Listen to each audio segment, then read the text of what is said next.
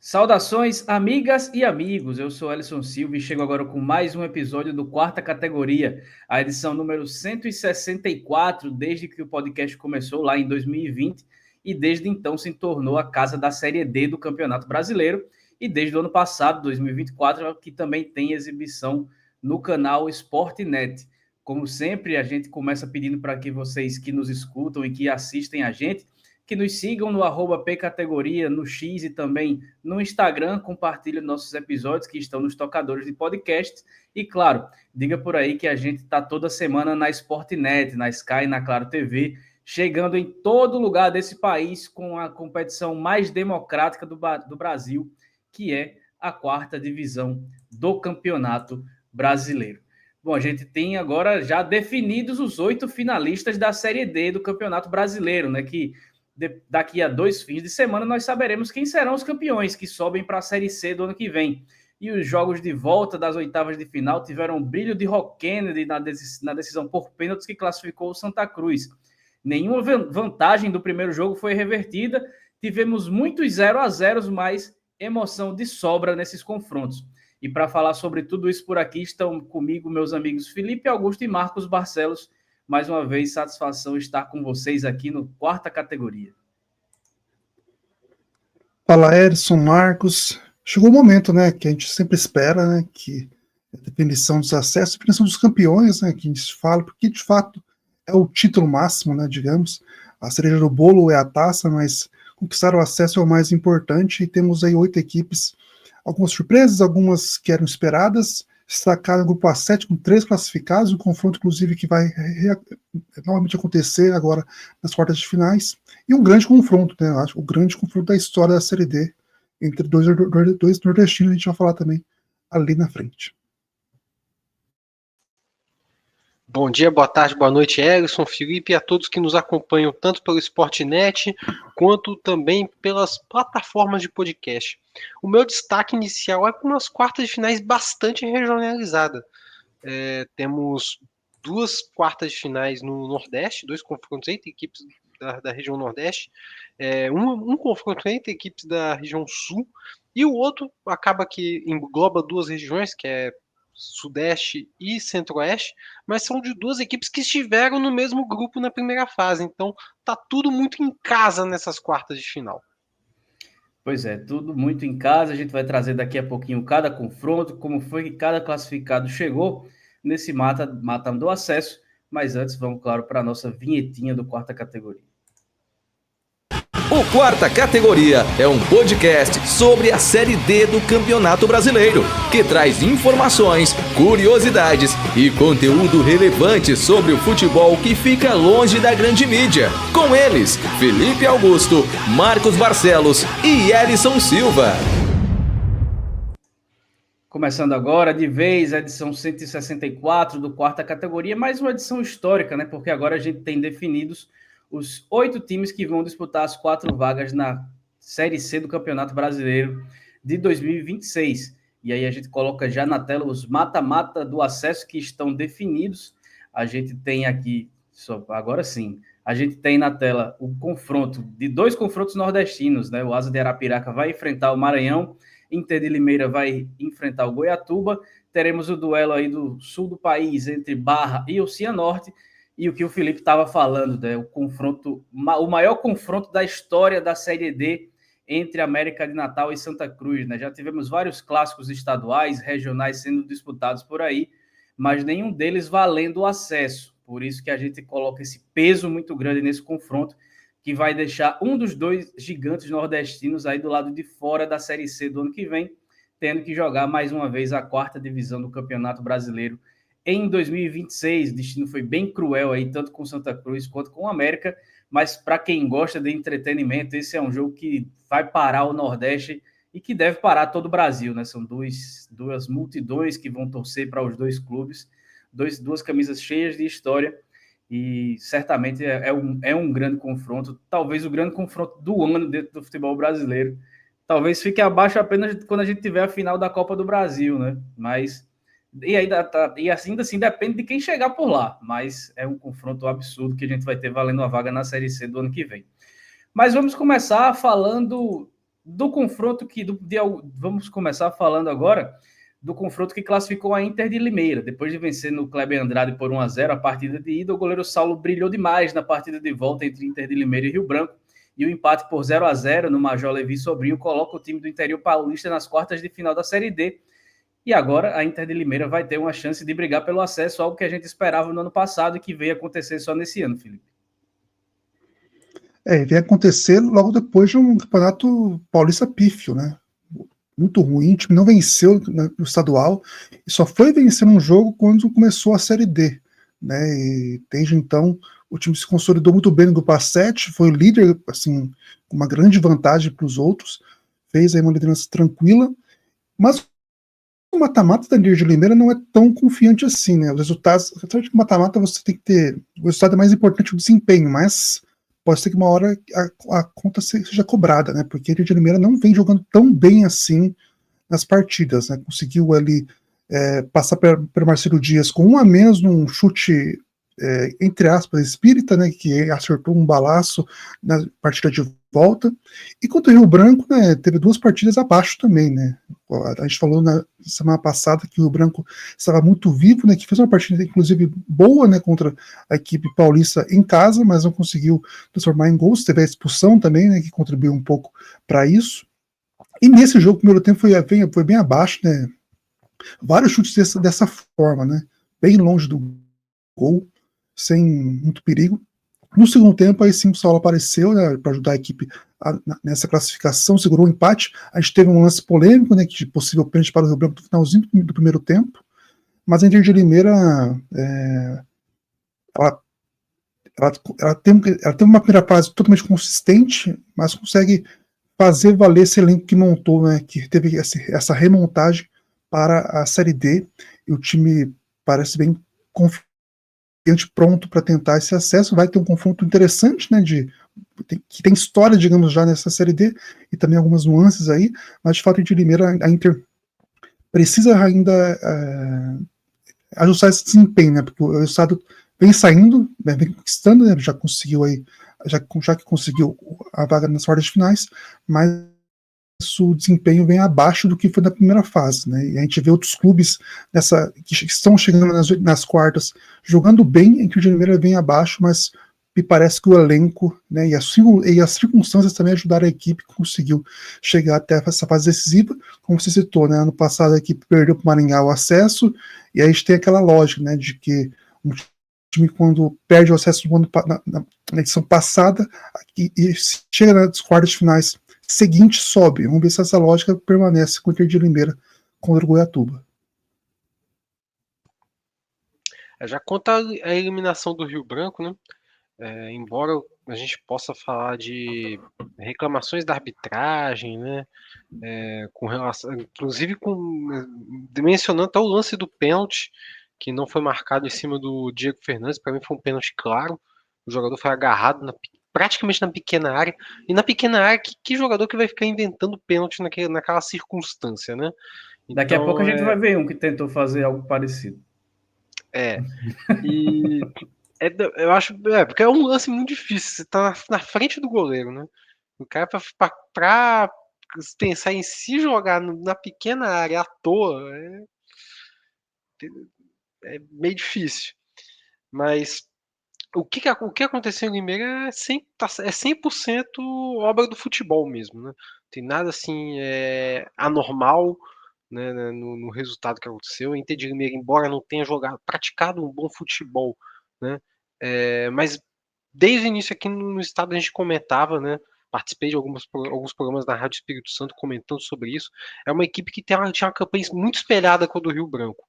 Um ataque que produzia tanto quanto o Rio Branco, e uma defesa que se comportava tão bem quanto o Rio Branco, até com números melhores que o Rio Branco, né? Então ia ter dificuldade para furar o bloqueio do goleiro Saulo, né? Um detalhe ia acabar resolvendo a classificação, né, no final das contas, quando você tem duas equipes que têm campanhas tão semelhantes, né, um ataque regular e uma defesa muito bem postada, acaba que um detalhe resolve uma classificação. E o que aconteceu no jogo de ida foi o detalhe que a Inter de Limeira precisou para classificar, né? Então, tipo assim, Rio Branco fez o que era necessário, acho que não tem nada que se envergonhar em relação à campanha, né? Esbarrou justamente no que aconteceu nesse jogo de ida, na falta de pontaria, né, nesse jogo de volta, e também numa queda de rendimento também no segundo tempo, né?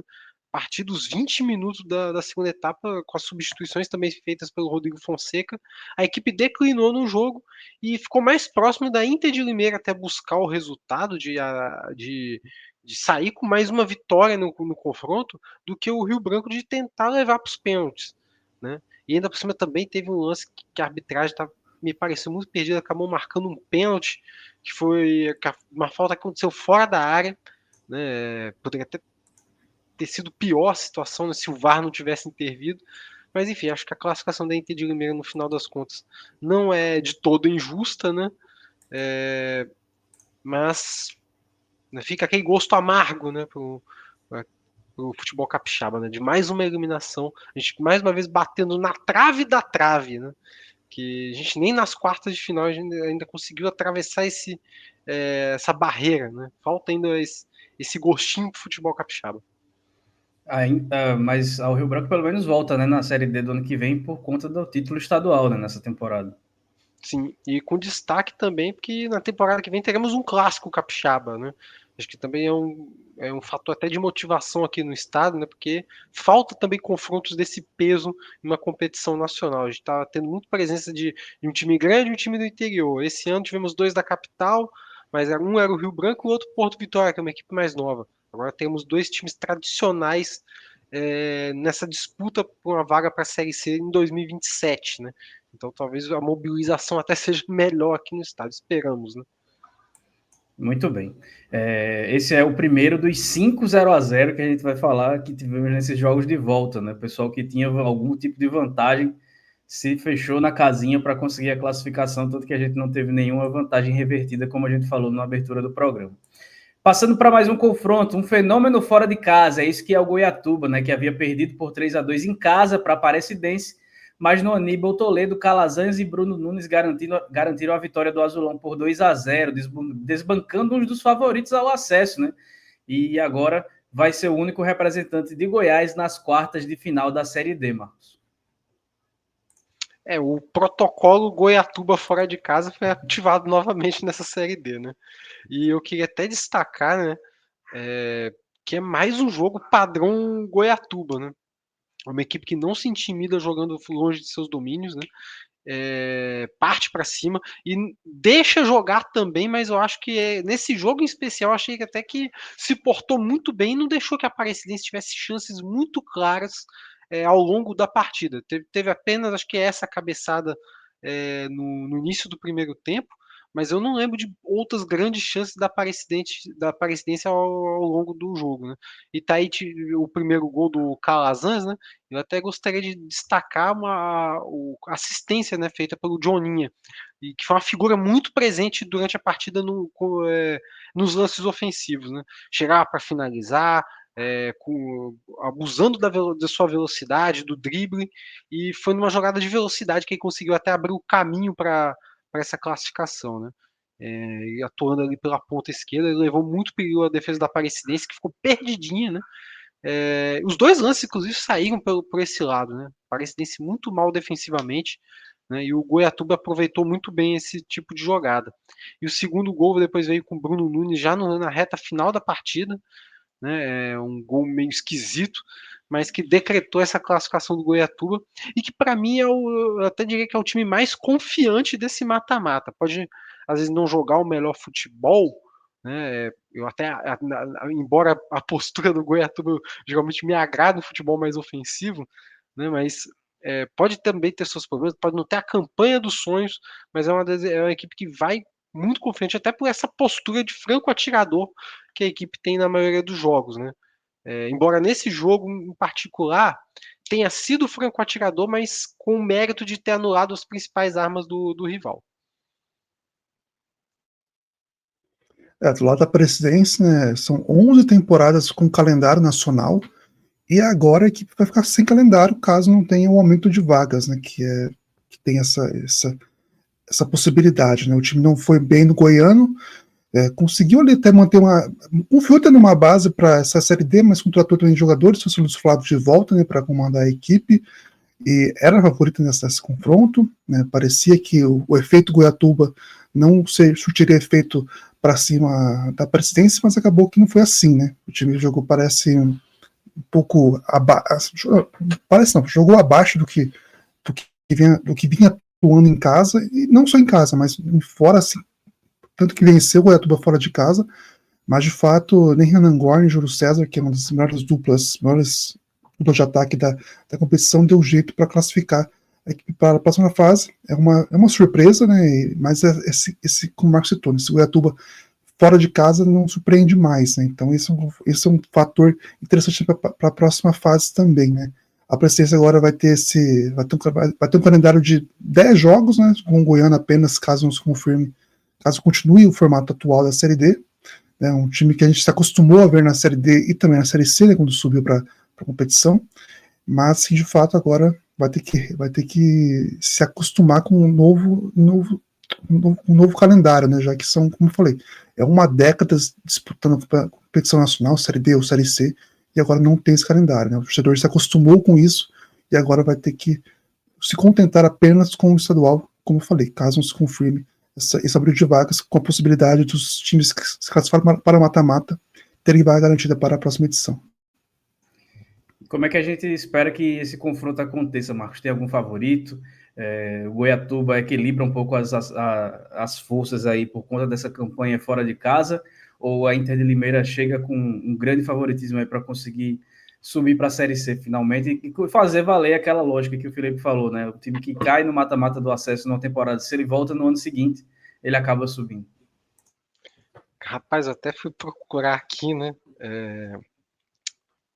um pouco sobre a campanha de um outro time, né, que brigou por acesso há uns anos atrás, foi a Ferroviária de 2021, e era uma equipe que era muito forte defensivamente, né, produzia muito bem no ataque, chegou como franco favorita nas quartas de final contra o Atlético Cearense, né, e principais características desse time me lembram muito a equipe da Inter de Limeira desse ano, né, uma equipe que era muito forte defensivamente, só que no mata-mata não empolgava, né, e passou de forma até semelhante, né, a classificação da Inter de Limeira, se você pegar resultado por resultado, ida e volta, né, é muito semelhante com a Inter de Limeira. Passou pelo Brasiliense, um empate e uma vitória em casa suada, né, passou do Esportivo com uma vitória fora e um empate suado em casa, né, e chegou nas quartas de final com muito favoritismo diante de uma equipe que, aos trancos e barrancos, mostrando também um bom futebol ao seu modo, né, chegava ali para tentar atrapalhar a vida do Ferroviário e conseguiu o acesso.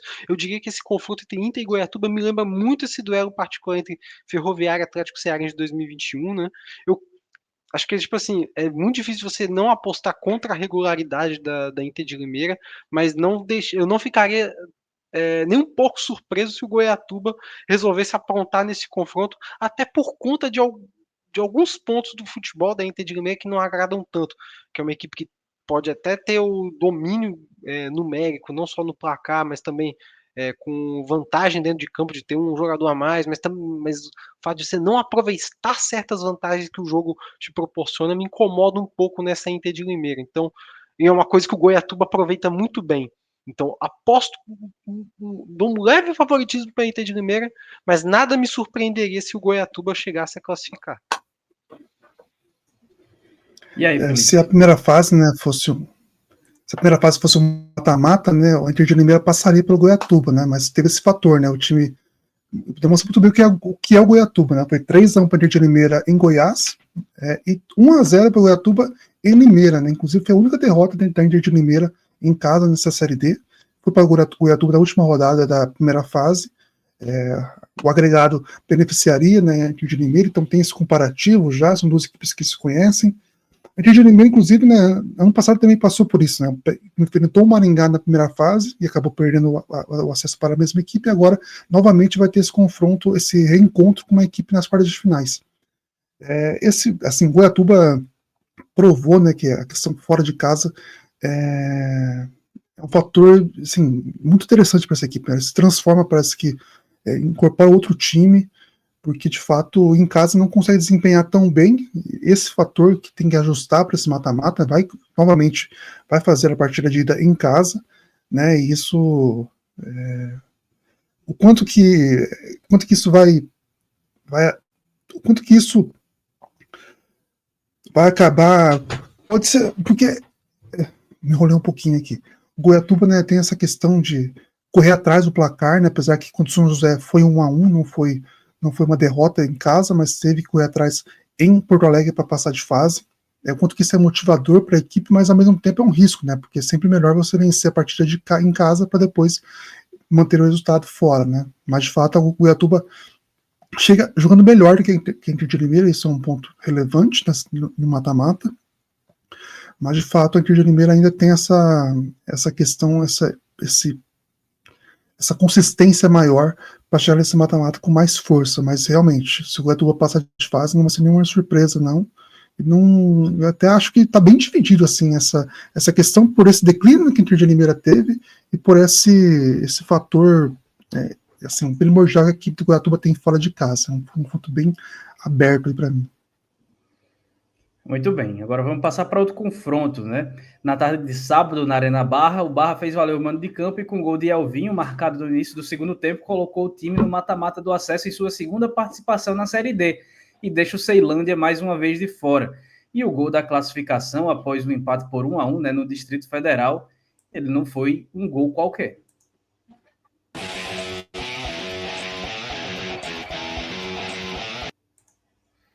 Elvinho, do Cianorte, acabou fazendo o gol da classificação.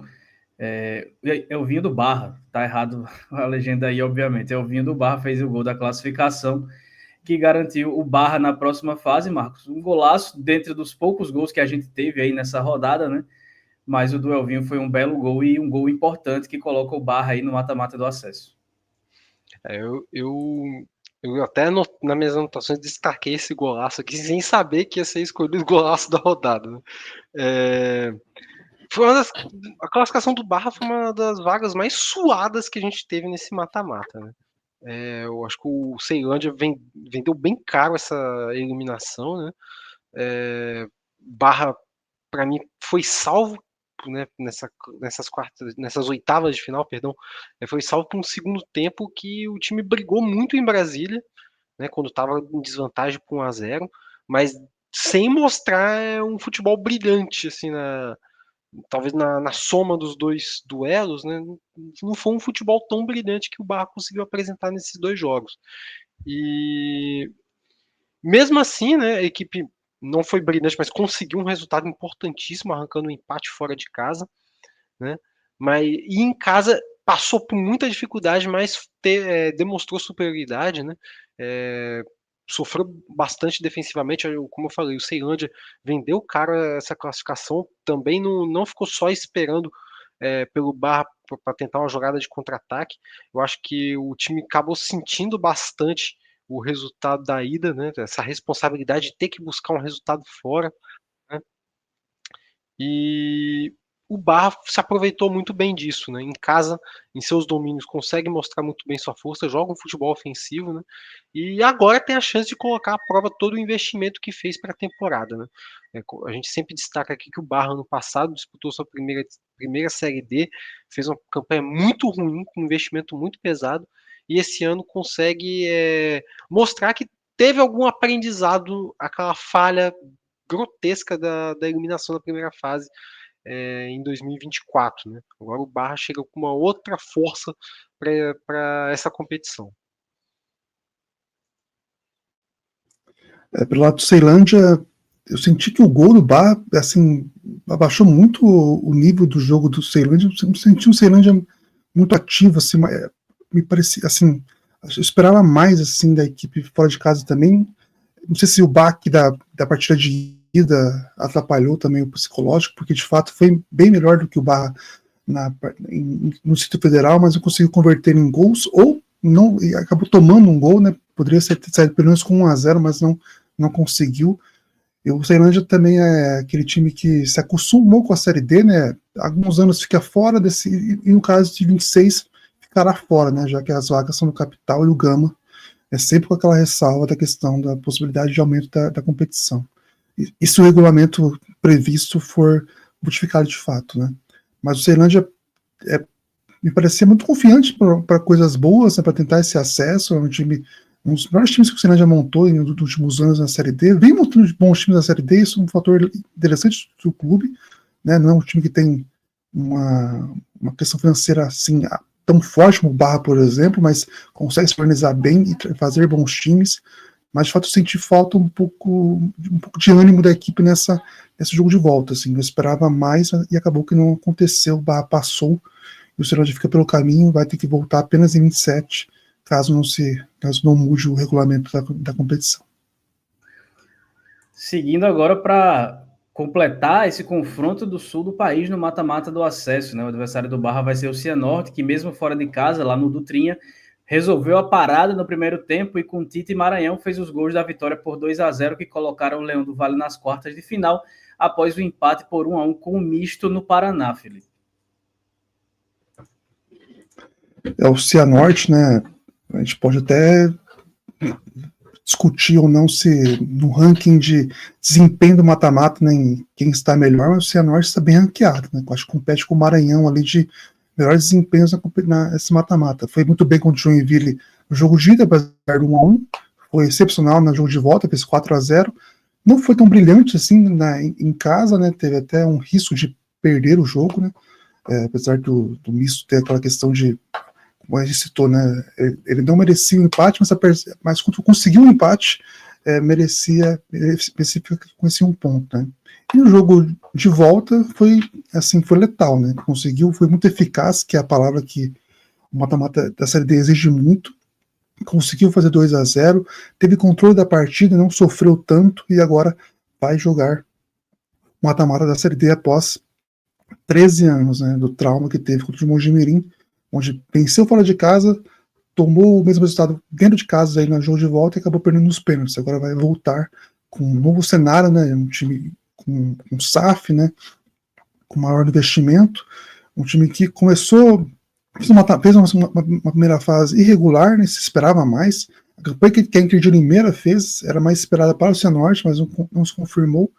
Mas acabou que no mata-mata se transformou, né? É o time ali, para mim, junto com o Maranhão, de melhor desempenho nessas duas últimas fases e chega confiante para esse confronto contra o Barra, né? Não vai ter o fator Albino Turbay no jogo de volta, perdão, jogo de ida, vai ter que jogar em Maringá, né? 80 quilômetros da cidade, devido à capacidade do estádio, mas o desempenho traz confiança para a equipe, ainda mais que o Barra, né, teve esses momentos aí que foi um pouco abaixo do que se imaginava no mata-mata. Então é um time que vem melhor do que o adversário, pelo menos no mata-mata, mas agora o confronto de acesso pode ter reequilibrar as coisas, né? É um jogo mais nervoso, é um jogo onde você é o último estágio, né, da conquista mais importante da competição. Então isso pode interferir, mas de fato o Cianorte vem jogando bem no mata-mata e isso é um ponto relevante para a equipe. Não dá para dizer, né, pelo lado do misto, a gente não dá para saber qual foi a estratégia do misto para esse jogo de volta, né? A gente acompanhou a campanha deles no mata-mata, né? Nesses 3 jogos que fez antes desse duelo derradeiro contra o Cianorte, a gente viu um misto que foi uma equipe mais reativa na maior parte dos confrontos, né? Até no jogo de ida contra a Portuguesa, né? É uma equipe que criou bastante, mas também sofria bastante, então precisou cuidar muito da parte defensiva para pelo menos conseguir uma vitória em casa e levar a decisão para o jogo de volta, tentar segurar a Portuguesa no Canindé, onde foi aí sim uma partida extremamente reativa da equipe do misto. E no jogo também contra o Cianorte, né, sofreu bastante defensivamente, tanto que depois que conseguiu um empate, na segunda etapa a gente viu um misto se controlando a bola, né, sem criar grandes chances, mas evitando que o Cianorte fosse bem. Então foi também uma postura meio reativa do misto. Só que nesse jogo não dá para saber, porque o time tomou gol 40 segundos de jogo. Isso desmonta qualquer esquema, ainda mais do misto que talvez contava com segurar esse empate, né, no agregado por mais tempo, né? A gente não sabe bem o que o misto planejava. E foi um gol de uma desatenção defensiva muito grande, né? Uma bola que ficou rebatendo ali na sua própria defesa, né? O time não conseguia manter a posse, o Cianorte foi avançando para dentro da área e conseguiu fazer esse primeiro gol, né? O lance que o goleiro Mota, que foi tão bem na eliminatória contra a Portuguesa, mas foi muito mal nesse lance, né? E no segundo gol, a defesa do Misto completamente perdida. Você vê que o Danilo, né, ele puxa a marcação, né, e atrai a marcação, e o passe dado para o Maranhão deixou ele livre, né? Pareceu livre dentro da área para marcar o segundo gol, né? Então o Misto até tentou ameaçar o Cianorte ao longo da partida, mas pouco conseguiu para tentar reduzir essa desvantagem, né? O goleiro Wagner do Cianorte também foi muito bem, né?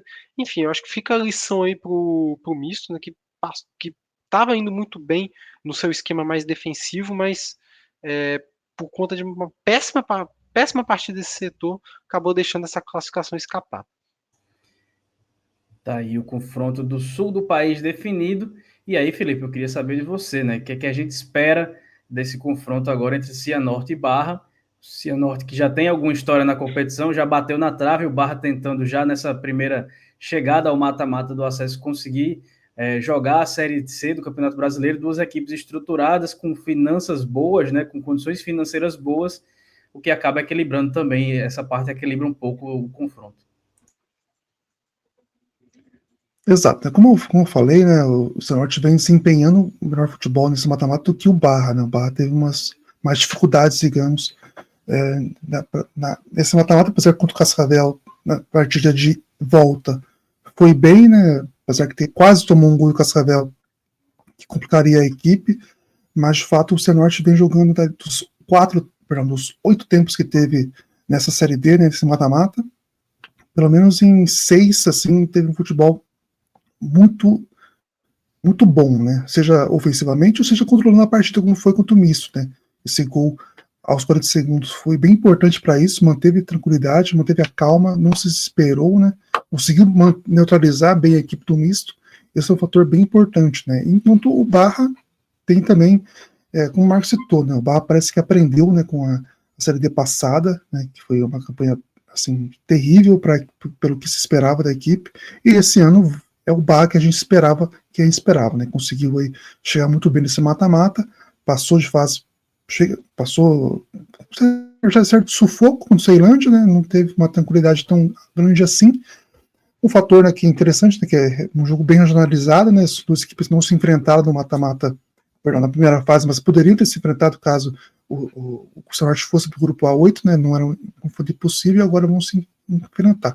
O fator que pode desequilibrar um pouquinho é o Cianorte não jogar no Albino Turbai, né? O Albino Turbai tem laudo liberado para receber 2.500 pessoas, né? Capacidade mínima para parte final adiante de 4.000, e não é permitido arquibancada tubular, que era essa tentativa da diretoria do clube para tentar manter o jogo no Albino Turbai, e acabou que vai ter que mandar o jogo em Maringá, né, onde tem boas memórias, né, conseguiu vencer o Corinthians lá em 2005, na Copa do Brasil, enfrentou o Corinthians novamente na Copa do Brasil recentemente, né, e agora vai ter que contar com a torcida presente para tentar fazer algum tipo de sufoco, né, porque o estádio é maior, né, são 16 mil lugares aqui no Willie Davis, contra 2.500, né, o estádio mais acanhado. A gente precisa de uma reforma do estádio urgentemente, ainda mais subir para a Série C. Enquanto o Barra tem um estádio novo, né, com 5.000 pessoas de capacidade, para poder mandar os jogos em casa, o jogo em casa, esse fator que pode alterar alguma questão para essa partida, né. Mas eu vejo o Cianorte com maior desempenho, um pouco à frente do Barra nesse confronto, sim.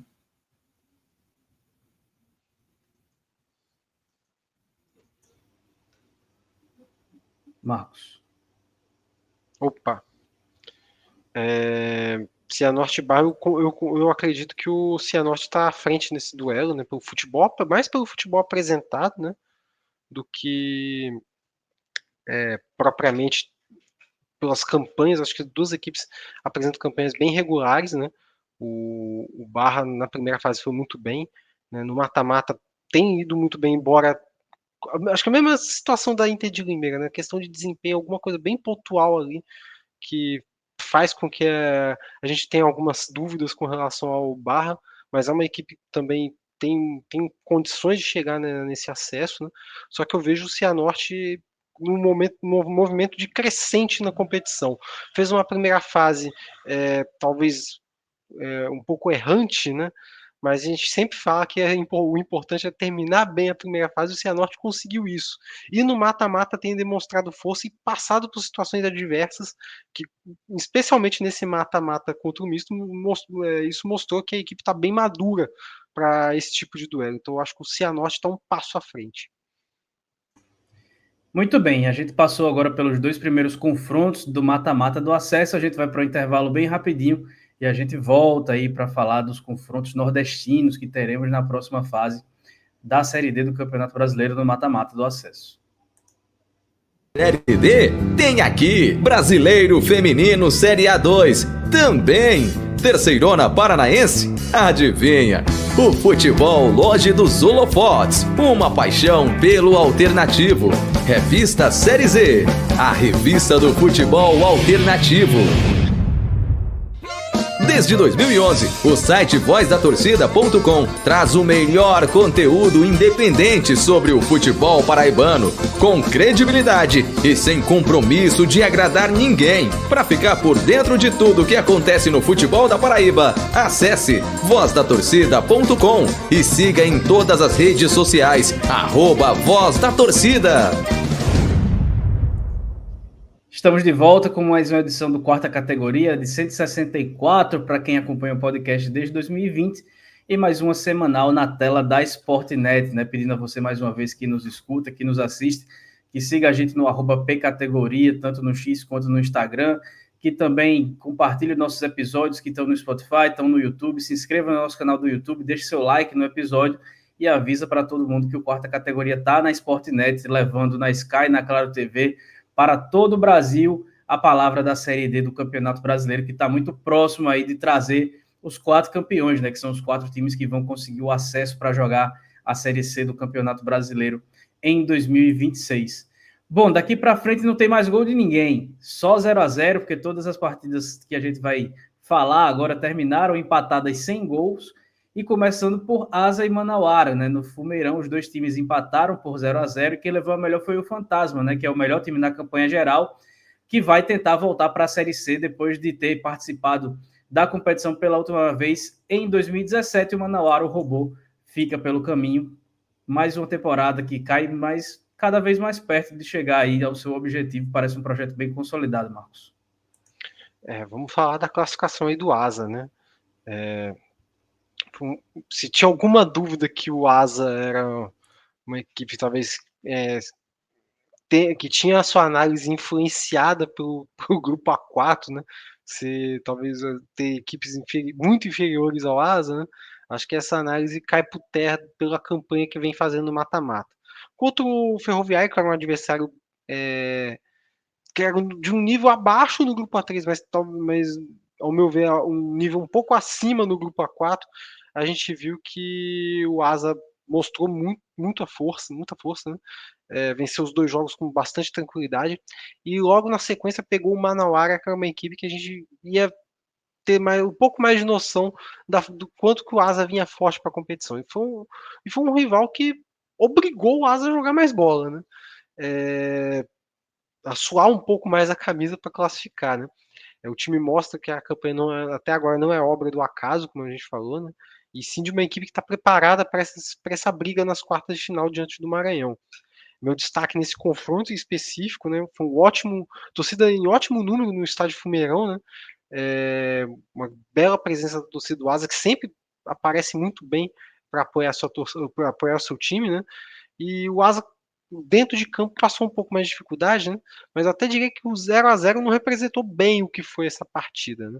Eu acho que o time se defendeu bem diante do Manauara, embora tenha o time de Amazonas tenha buscado o jogo, né? Não ficou só esperando pelo Asa, mas teve poucas chances realmente claras para tentar levar essa vaga para os pênaltis, né? Ou de tentar virar o resultado, né? E o time alagoano perdeu até boas chances, né? Chances muito claras de sair com mais uma vitória nesse duelo diante do Manauara. Principalmente no segundo tempo, que criou mais. E obrigou até o goleiro David Becker a fazer boas defesas. Então, classificação justíssima do Asa, que chega com favoritismo para esse duelo. O Manauara ficou conhecido, digamos, na Série D no ano passado, né, pela aquela declaração do presidente, né, que se o time não subisse, iria se licenciar, iria sair do futebol profissional. Não se cumpriu, ainda bem, né, e voltou forte novamente para a Série D. Vai fazer falta a Série D do ano que vem, né, não tem vaga garantida, né, Manaus e o Nacional vão disputar, vão representar o Amazonas, e bons projetos, né, mesmo que, assim, em questão de assim, um time novo, um time que não tem uma torcida, né, mas bons projetos fazem falta na Série D, né, e é estranho falar isso, mas de fato fará falta, né, em relação a investimento, a preocupação com a competição, em tratar bem a competição, e o Manauara tem essa postura, mas agora parou num asa muito forte, né, que era favorito no confronto, apesar de ser um confronto equilibrado, mas de fato ficou um pouco aquém também o desempenho nesse mata-mata, mas eu acho que tem muito também a ver com o asa, né, e também muito a ver com a campanha que fez anteriormente, né, a gente falava muito do A4, mas também talvez o A1 também, na hora tivesse esse, para os dois, né, teve esse aspecto de confronto mais forte, né, tanto que o Manauara terminou mal, digamos, a primeira fase, já que perdeu a liderança para o Luz, que não era esperado, né, a gente esperava que o Manauara terminasse na liderança, mas acabou que perdeu, né, conseguiu passar de fase pelo Sampaio Corrêa com certa tranquilidade, mas o Tuasa encontrou um time mais forte, não aproveitou a chance em casa e acabou que fica pelo caminho, agora vai ter que esperar para 2027 voltar para a competição. É um time que lembra muito o que foi o Manaus lá atrás e que é o Amazonas atualmente, né, apesar do Amazonas não estar bem na Série B, mas de fato o futebol amazonense tem 3 times novos que parecem mais promissores que os tradicionais, né, Nacional, Rio Negro, o FAST, que está na segunda divisão, São Raimundo, então a Manauara vai ficar fora de uma edição para tentar voltar daqui 2 anos para a Série D. E o adversário do Asa vai ser outro time bem carismático, né? Mas que tem a pior campanha entre os 8 classificados. O Maranhão venceu em casa por 2-1 e ficou no 0-0 com o Central no Lacerdão. E aí, depois de 2 anos, Felipe, o MAC volta para disputar o acesso que escapou ali em 2023, né? É a terceira participação do Maranhão, né, no mata-mata do acesso, né, 2017 perdeu para o Operário, né, em 23 aí foi perder para o Ferroviário, né, quase que eliminou um time invicto, né, que era o Ferroviário naquela situação, né. Como citei lá no Cianorte, né, acho que o Cianorte e o Maranhão tem os melhores desempenhos no mata-mata, né. E o Maranhão é uma grande surpresa, né, eu não esperava que o Maranhão, pela primeira fase que fez, chegasse, eu esperava que passasse de fase essa primeira fase, inclusive, né, e acabou que passou ali naquela quarta vaga, ficou solta ali, a equipe conseguiu aproveitar, passou de fase, fez um placar elástico para cima da Luz, né, um 4-1 que não era esperado, perdeu, né, no Pará, mas tomou um gol no comecinho da partida e no finalzinho, então não teve aquele sofrimento mesmo, né, já que a vantagem era grande. Foi muito bem no jogo de ida contra a equipe pernambucana e tomou um gol que não precisava, né. Eu acho que dos desempenhos, né, no jogo de ida, o Maranhão estava junto com o América, né, que acabou também não conseguiu fazer 2-0 também. Foi um dos melhores desempenhos que tivemos, mas tomou esse gol no final central que colocou, né, a equipe pernambucana no jogo novamente, né.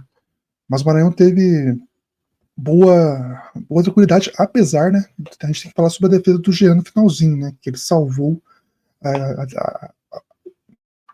classificação, né, já que iria para os pênaltis, a gente não sabe como seria, né.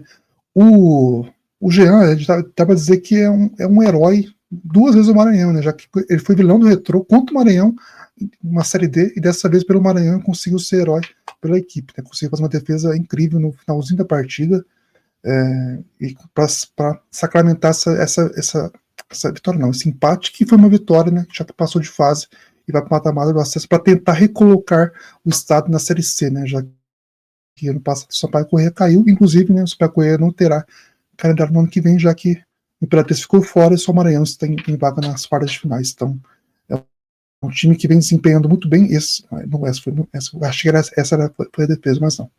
Mas, de fato, é um time que vem desempenhando bem, principalmente dentro de casa, né? Isso é um fator interessante, ainda mais para uma equipe que é a pior entre as 8 classificadas, né? Isso, no mata-mata, é muito importante. Agora falando do Central, né, o time que foi eliminado, primeiramente, assim como eu destaquei do Asa, também um belo público lá em Caruaru, uma casa cheia, muito bom de se ver a torcida sempre presente, assim, ainda mais pelo peso do duelo, né, um time que precisava da vitória para classificar, e também tem toda a tradição que tem o Central, então muito bonita a presença da torcida. Só que o time em campo não correspondeu, né? Faltou capricho da equipe do Central, né? Eu acho que é até difícil a gente sempre falar de duelo 0-0, assim, que tem de um time que o time não conseguiu furar o bloqueio, mas não foi o caso, né? O, furou o bloqueio do Maranhão, só que a pontaria deixou muito a desejar, né? E no momento em que realmente a pontaria funcionou, o goleiro Jean estava lá para salvar a equipe na reta final do jogo, né? Então faltou competência aí do Central em converter suas situações de gol, que foram muitas, né? Foi um caminhão de gols perdidos. E pro outro lado, o Maranhão só teve uma grande chance de fato, que foi aquela bola no travessão do Cressione na segunda etapa. Então, o Central desperdiçou uma grande chance de chegar às quartas de final. E agora a gente vai passar para outro confronto, né? Aí a gente começa a falar do confronto mais pesado aí. Não, mas calma, tô pulando etapa. Marcos, o que a gente espera desse confronto entre Asa e Maranhão, né? Dois times bastante carismáticos, que têm muita história dentro de seus estados e que sonham agora em voltar a disputar uma Série C do Campeonato Brasileiro. Do lado a gente vê um Maranhão que tem uma bela história recente aí em mata-mata, né? Tirando ano passado, no ano anterior, em 2023, chegou às quartas de final mostrando futebol bem aguerrido, né? E inclusive até surpreendendo mais nos jogos fora de casa do que necessariamente em casa, né? Nesse ano a gente vê o contrário, o Maranhão tendo o fator casa como força, né? E fora de casa conseguindo suportar de certa forma a pressão dos adversários, né? Mas ainda sinto que falta algo a mais aí para o Maranhão brigar para essa classificação. Acho que o Asa entra como favorito, né? Embora eu esteja falando assim, mas não há como tipo assim cravar também, né? Que o Maranhão não possa buscar uma classificação diante de tudo que a gente viu da equipe maranhense, né? Mas o fato é que o Asa entra como favorito para esse confronto, né? Tem uma campanha muito superior à do Maranhão, mostra um futebol melhor, né? Então assim, o momento é do Asa, mas o Maranhão costuma aprontar no mata-mata. Então acho que esse jogo de ida vai dar um tom do que vai ser essa briga pela vaga, né? Dependendo de como o Asa se portar fora de casa diante do Maranhão, que é muito forte em seus domínios, né? Poderemos ter aí uma prévia de quem pode subir. Apesar de ver um Maranhão com um desempenho melhor no mata-mata, né? O desempenho do Asa, assim, pode até ter caído em relação à primeira fase, mas não foi uma coisa brusca, né? É uma coisa assim, normal. E vem jogando bem, né? Não teve uma queda, não é para que teve uma queda em relação, por exemplo, o que a Inter de Limeira vem fazendo no mata-mata, né? Então essa regularidade do Asa é determinante para a gente colocar o Asa como favorito também. Eu também colocar o Asa como favorito, né? Porque essa regularidade chama a atenção da equipe, um elenco muito experiente, muito forte, né? Com Marcelo Toscano, Júnior Viçosa. O Thiago Alagoano conhece muito bem a Série D, foi campeão da Série D com o Brusque em 2019. Então o Asa tem tudo a favor, digamos, para conquistar esse acesso, mas o Maranhão, como você tem, né? No mata-mata, vem em casa, principalmente, vem desempenhando muito bem. Esse jogo lá em São Luís vai ser determinante, né? Para a gente ver o que vai ser esse mata-mata, mas eu ainda vejo sim o Asa à frente pela regularidade, né? Um time que manteve essa força da primeira fase do mata-mata também. Mesmo vendo o Maranhão melhor desse mata-mata, mas não dá para. Mas no confronto de elencos, né, acaba que o Asa leva vantagem para mim nesse confronto. Agora sim, a gente começa a falar do maior confronto da história da Série D do Campeonato Brasileiro. Depois de vencer no interior do Maranhão por 1-0, foi aquele gol do volante Ferreira, né, recheado de emoção, que coloca o Mecão de novo com chance de voltar para a Série C, de onde foi rebaixado em 2023. Isso porque na Arena das Dunas o empate sem gols eliminou o Imperatriz e coloca agora o América no maior confronto da história da Série D, Marcos. É um pouco complicado o que eu vou falar aqui, né? Mas eu até tenho uma teoria assim de que se eu for pegar, por exemplo, a classificação do Maranhão, é uma classificação que, embora tenha sido na raça ali, né?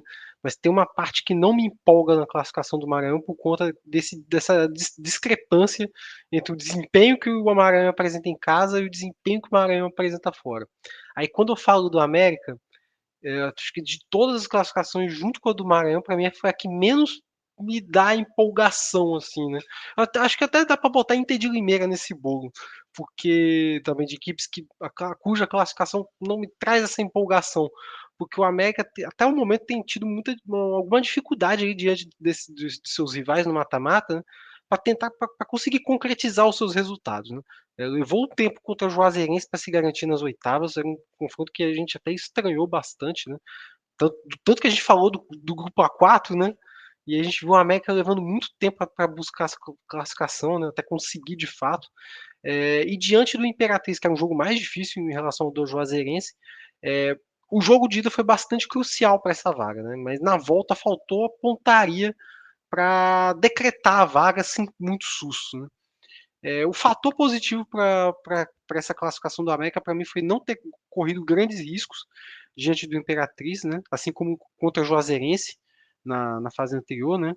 E pensando num jogo contra o Santa Cruz, no qual vai enfrentar um adversário mais cascudo e com mais poder ofensivo, então isso pode ser importante, pode ser um fator positivo para o América levar em consideração. E o único momento que teve um sufoco aí pro América foi o gol anulado pela arbitragem, né? Que ali poderia ter colocado a classificação do América em risco, mas o VAR interviu e anulou o gol do Imperatriz. Acho que no final das contas a classificação é justa, mas não me passa essa segurança, assim como eu falei do Maranhão, assim como eu falei também da Inter de Limeira. Ainda falta algo para o América entrar com uma força, com uma segurança maior para um duelo do tamanho que vai ser dessas quartas de final para o Mecão.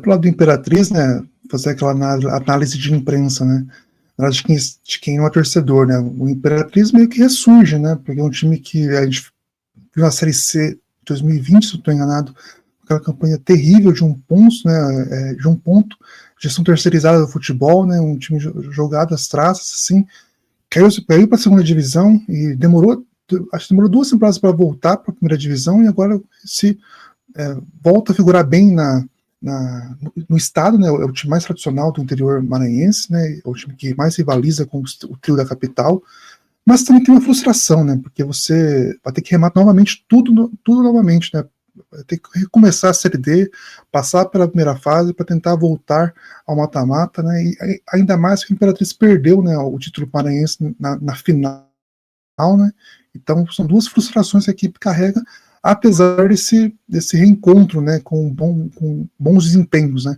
mas de fato não tem como não ficar frustrado com a eliminação, né, mas pelo menos o futuro é promissor, né, o que não parecia há 4, 5 anos atrás, já que o time meio que entrou no fundo do poço, assim, mas conseguiu sair e agora novamente, se organizou para tentar novamente voltar à Série C, né, onde quase subiu para a Série B, disputou mata-mata e agora vai ter que remar novamente, mas fica esses 2 lados, é um time que retornou, que ressuscitou, mas que fica essas 2 frustrações no ano, né, com a perda do título do maranhense e essa eliminação na Série D. E aí a gente viu, né, nos lances ali, já no finalzinho da partida, o gol que foi anulado, né, do Imperatriz, com a bola batendo na mão do jogador, no braço do jogador depois do rebote do goleiro, ele finalizou e o VAR precisou agir para salvar não, né, porque foi bem anulado o gol, para garantir a classificação do América. O América não foi prejudicado no lance e conseguiu passar para o mata-mata do acesso. E no confronto que fechou as oitavas de final, um herói que a gente pode dizer que é improvável apareceu e tivemos uma classificação muito emocionante, né? Altos e Santa Cruz empataram por 1-1 na Arena de Pernambuco, sem gols, empataram por 1-1 na Arena de Pernambuco, e empataram sem gols no Lindolfinho, né? No Lindolfo Monteiro, e aí com um lance inacreditável de Renato, né? Que trocou o gol para tentar cavar uma falta que não existiu. E nas cobranças, o tanto criticado goleiro Rock Kennedy defendeu nada mais, nada menos do que 3 cobranças e garantiu a vitória tricolor por 3-1 nas penalidades, que coloca o Santa Cruz no caminho do América, Felipe. Isso. Pulando sempre ao mesmo lado, inclusive, né? Inclusive, em alguns lances ele saiu antes do jogador cobrar, fazer a cobrança e acabou defendendo também, né? Mas tem que falar que esse jogo foi, assim, terrível, assim, né? A gente tinha uma expectativa para um jogo melhor e não aconteceu, né? Foi um jogo bem travado, com poucas chances, assim, a gente tem até essas chances, mas se combinasse de ir direto para os pênaltis, né? Não seria ruim, porque realmente não, o jogo não empolgou tanto, né? A cobrança de pênaltis, aí sim, né? Aí com um caráter mais importante, né? Esse foi um jogo, inclusive, que perdão, os dois sabiam quem iria enfrentar, né? No mata-mata das quartas finais, já que já estava definido, né? Os outros 3 confrontos e o América, e esse é o lance do Renato, né? Que a gente falou. Então já saberia que enfrentaria o América. O Alves tinha até a possibilidade de passar, se vencesse, fazer o jogo de volta em casa, mas acabou que não conseguiu converter em boas chances. E esse lance foi bem pitoresco, né? Se o Santa Cruz é eliminado, o Renato sofreria muito, né? Porque de fato ele foi irresponsável, né? Porque ele tinha toda a condição de fazer o gol, mas acabou preferindo a simulação, né? Tanto que na câmera, no ao vivo, né, a impressão era que foi falta, né, mas quando você vai ver o lance de perto e assim, destacar a arbitragem, o árbitro, né, foi muito bem no lance, estava bem em cima, e sem o VAR marcou, né, a simulação do jogador, né, ele inclusive fez o primeiro gol na cobrança de pênalti, né, e o Santa Cruz agora, o Marcos falou sobre a questão do América me empolgar tanto, mas o Santa Cruz também não vem me empolgando tanto também, né, apesar de ter feito uma pressão muito boa para cima do Altos na partida de ida, mas acabou cedendo o empate, né? Então também é um jogo aí com 2 equipes muito fortes, né? Muito tradicionais, muito assim, gigantes do futebol nordestino, mas que vem desempenhando um pouco abaixo, né? O Santa Cruz aí tem 2 disputas de pênalti na competição, né? No mata-mata, né? Das 2 fases, agora vai para esse confronto contra o América nessa questão, eu confiando muito no Kennedy, que assim, no jogo ele teve alguns perigos também que ele correu ali, mas acabou que nos pênaltis isso meio que caiu por terra, porque ele novamente salvou a equipe e conseguiu classificar o Santa para as quartas de final. Com relação à eliminação do Altos, né? Acho que pelo futebol apresentado nos 2 jogos, né? Eu boto aí também junto com Ceilândia, com Rio Branco nesse bolo, né? Talvez seja está no grupo dos eliminados aí que mereciam uma sorte melhor, né? Eu acho que no geral foi superior ao Santa Cruz, embora tenha tido também momentos de baixa, né, nesse duelo, né? Aquele lance que a defesa entrega a bola basicamente nos pés do Renato, que ele sai cara a cara com o goleiro, ali o Alto sofreu um risco danado de ser eliminado ainda no tempo normal, né? Um lance, inclusive, né, bizarro, né, do ataque do Santa Cruz. E o segundo tempo também na Arena Pernambuco, embora tenha empatado a partida naquela situação, também tenha criado boas chances, mas também foi salvo pelas boas defesas do Careca, né? Então, tipo assim, mesmo tendo essas baixas, né? Eu acho que o Altos, no geral, foi superior, né? Fez um grande primeiro tempo na Arena Pernambuco, embora tenha saído perdendo. Fez um bom jogo em casa. Eu acho que embora esse jogo tenha sido um nível bem abaixo em relação ao jogo da Arena Pernambuco, acho que o Altos, no geral, não sofreu tanto quanto na partida de ida, né? E teve um certo controle do jogo e poderia até ter feito o gol da classificação, né? Mas nos pênaltis, né, já que o jogo foi para os pênaltis, né? Ali o Altos, para mim, sobrou incompetência. Uma das piores piores decisões de pênalti que eu já vi na Série D, né? Acho que todos os pênaltis ali, com exceção do pênalti convertido, foram muito mal batidos e tinha momentos até que o Roquene estava pulando antes e conseguia acertar o canto e conseguia fazer a defesa, né? Tinha tudo ali para dar errado, mas o Roquene conseguiu ter esse mérito e sair e ser o herói da classificação do Santa Cruz diante do Altos. E agora eu quero ver se vocês vão ter coragem realmente de dizer, né? Começando aí pelo Felipe, quem é que vai passar, quem é que vai subir nesse confronto de nordestinos, nesse confronto tradicional, que empolga mais pela história, pela camisa, do que pelo que eles vêm apresentando de fato dentro de campo. Mas eu quero saber o porquê e quem vai subir nesse confronto aí, nesse maior confronto da história da Série D. A gente vem falando sobre que é o maior confronto, né? A gente já teve, né? América e Asa, perdão, América e Asa, América e ABC, né? Que é um clássico potiguar, né, dos maiores do futebol brasileiro, né? Mas no mata-mata, né, de acesso, né? Realmente a América e Santa Cruz, pelo tamanho das camisas também, não tem como não dizer que é o maior confronto da história da competição. Como eu citei, né? São duas equipes aí que os dois jogadores decisivos, né? Os famosos aqueles, né? Que podem desencantar no mata-mata. O Souza vem sendo o melhor jogador do que o Thiago Arara, que vem caindo um pouco de produção no mata-mata, tanto que foi substituído no jogo de volta contra o Altos. Teve a confusão também com o motorista da ambulância no jogo de ida, que é um caso clássico aí desse mata-mata. Um América que tem ali, assim, na primeira fase os dois se enfrentaram, o Santa Cruz levou a melhor, né? Teve 1-0 no agregado, venceu o jogo de primeiro turno contra a equipe potiguar, mas depois o América vem numa crescente e o Santa Cruz vem numa baixa, né?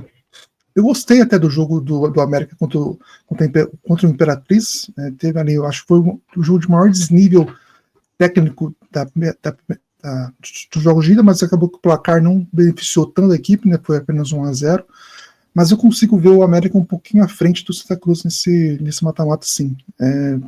Pelo que vem, pela regularidade que terminou a primeira fase e chegou no mata-mata, né? Teve ali os sofrimentos, mas conseguiu se empenhar bem, enquanto o Santa Cruz é bem cambaleante, né? Perdeu para o Sergipe no jogo de ida, teve chance de fazer vitória contra o Altos no jogo de ida contra o próprio Altos, né? Mas acabou cedendo um empate.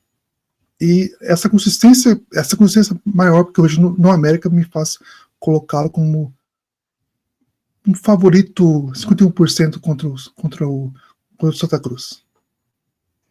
E só para, antes do Marcos falar, né, também é um confronto de treinadores com muita história em divisões de acesso, né, do Campeonato Brasileiro. Marcelo Cabo do lado do Santa Cruz e o Gerson Guzmão do lado do América. Eu diria que nem 51-49, vou botar 50,1 contra 49,9 aí pro América. Acho que tá muito. É o confronto mais equilibrado, mas não necessariamente é equilibrado positivamente, né? Porque eu acho que são campanhas que parece que deixam algo a desejar, né? O confronto que claramente você olha para as duas equipes e tem uma certa dúvida em relação a elas, né? Mas como o Felipe falou, acho que o América apresenta algo um pouco mais de positivo em relação ao do Santa Cruz, que é justamente uma certa tranquilidade, especialmente no setor defensivo, né? Inclusive foi até meu destaque na classificação do América diante do Imperatriz, né? Enquanto o Santa Cruz ainda cambaleia bastante, ainda está oscilando nesses jogos, embora consiga suas classificações. Eu vejo o Santa Cruz, inclusive, talvez se isso serve de alento para a torcida, né? A campanha do Santa Cruz nesse mata-mata lembra muito do Retrô do ano passado, né? Que passou aos trancos e barrancos, mas foi conseguindo as suas classificações ali, até espantando certos traumas, né? Eu acho que o Santa Cruz está nessa campanha de espantar traumas, né, da competição, enquanto o América ainda se nota um pouco também, que também tem uma equipe que também tem seus traumas, mas também há algo que dá para apontar o América um pouco à frente, né? Que é essa questão da defesa, como eu citei. Muito bem, passado por todos os confrontos, todos os classificados, todos os eliminados, agora é hora da consideração final de vocês. Felipe, Marcos, fiquem à vontade. Destacar a Série C, né, que está na reta final aí. Como os times subiram no ano passado em risco, né? Um já foi, que é o Retrô, né, já foi rebaixado, e há a possibilidade de dois times que subiram caírem, né? Como Itabaiana, que está na zona de rebaixamento, o Anápolis está uma posição acima, e o Maringá, né, que é assim como o Maringá, assim como o Retrô, a expectativa era alta, né, pela participação, mas acabou que não se converteu em bom futebol, né, teve um início muito bom, mas desempenho bem abaixo, né, então a gente tem ali essa possibilidade, né, a gente tem um confronto direto entre PC e Itabaiana, que pode terminar muito bem, que que um trio caia um trio que subiu caia volte para a Série D, né? Então, de fato, mas bem abaixo dos times que saíram no ano passado da Série D para a Série C, né? Principalmente o Retrô, que não se esperava, né? O Anápolis Itabaiana eu esperava que lutassem para não cair, mas Maringá e Retrô, de fato, não era a expectativa que a gente tinha. Então, a gente tem a confirmação oficial, né, do Retrô e do Tombense voltando para a Série D, enquanto 2 vagas sobram, né? Tem muito time aí querendo disputar a Série D, né? Querendo não, querendo entre aspas, né?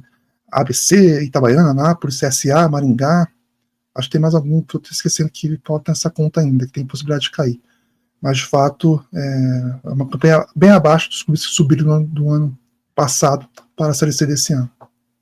E o pesadelo de jogar a Série D para quem está na Série C fica ainda maior com essa possibilidade, né? De já na próxima temporada a gente ter o número subindo de 64 para 96. Se com 64 já é complicado, subir em 4, imagine com 96. É difícil. E já que o Felipe destacou a Série C, né? Eu queria destacar um trabalho que vinha constante, né, desde a Série C, né? Se eu não me engano, 2017. Né, e agora parece estar em queda e quem está em ascensão é um trabalho que a gente vê desde 2020. E eu falo desse jeito porque essas duas equipes se enfrentaram no último semana pela Série A do Brasileirão, né? Tivemos de um lado Fortaleza, né, que cresceu muito desde a Série C de 2017, né? E é um time que já foi vice-campeão da Sul-Americana, acabou de ser eliminado de uma Libertadores, mas vem muito mal na temporada. E do outro lado o Mirassol, que é um projeto que a gente acompanha desde a primeira temporada do quarta categoria e está com cara de que vai consolidar. Né? Tem feito um bom trabalho, fez um bom trabalho no primeiro turno, abre o segundo turno, pelo menos esses 2 jogos segue invicto, né? Um empate diante do Cruzeiro que briga pelo título e uma vitória diante desse projeto do Fortaleza. Então, assim, o Mirassol, pelo que vem fazendo até o momento, está de parabéns e vai brigando por enquanto por uma vaga na Libertadores. Muito bem, então a gente vai chegando por aqui ao final dessa edição 164 do quarta categoria, agradecendo a você que nos acompanha. Na semana que vem vamos estar de volta falando aí sobre os jogos de ida do mata-mata do acesso e eu já conto com a sua audiência. Então um abraço para todo mundo que nos acompanhou até aqui e até a semana que vem.